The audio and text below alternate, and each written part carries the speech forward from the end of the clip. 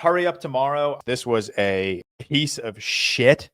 Holy self-indulgent vanity crap. I can't believe this movie exists. I can't believe I didn't give it a half star the more I think about it. This was coming from Trey Edward Schultz, who did Waves and It Comes at Night. So like a history of good films. And you come back 6 years later to fuel The Weeknd's ego in an unimaginably shallow and horrendous way. It was so hollow. It was so disgustingly self-indulgent. I'm going to say self-indulgent a million times while talking about this movie whenever we talk about it, because that's exactly what it is. There's literally, and I'm sure you guys have seen it on Twitter, that scene of Jenna Ortega dancing to Blinding Lights. What you don't see in the Twitter clip is before she starts dancing to Blinding Lights, she spends about 5 minutes talking about why Blinding Lights is one of the greatest songs of all time.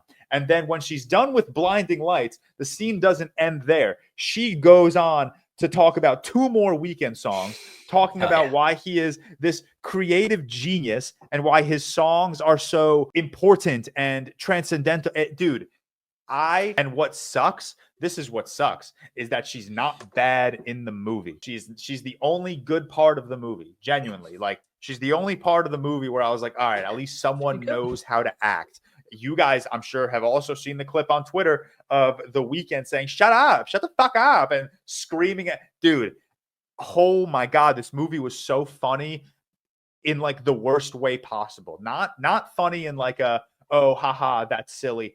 Funny in like a, I can't believe I'm watching this insanely boring, lifeless, shallow, self-indulgent, over-stylized piece of shit. It is so unbelievably self-serving. I could not believe my eyes. I can't believe this movie exists. I genuinely cannot believe this movie exists. It is such a fucking Spring Breakers wannabe. Like, you're not Harmony Korine, bro. You cannot give us these vibey, relaxed sequences. You know, there's no real like plot. Everything just kind of happens. Barry Keoghan is there for some stupid fucking reason. I don't know how he ended up in this movie. Nothing I can say will prepare you if you ever plan on watching it. Nothing I can say will prepare you for like how this film is shot, how this film is edited, how this film is structured, the acting in the film, how it's so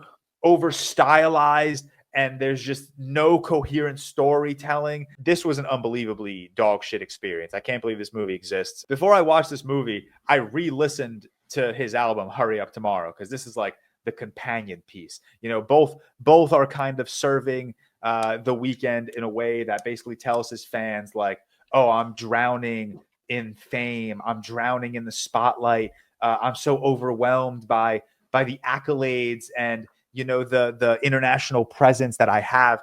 And I re-listened to the album, and I actually thought more highly of the album on second listen. Not too highly. I still don't think it's that great of an album. It is very over-stylized. The album itself is very overly cinematic and also annoyingly self-indulgent. But I re-listened to the album before I watched the movie, and I was like, oh, okay, I can fuck with these vibes a little bit. Like, where are we going to go in the movie? And then the movie just kind of takes that, you know, overly cinematic charge and just ramps it up to maximum effort, and it's so bad. It's really bad.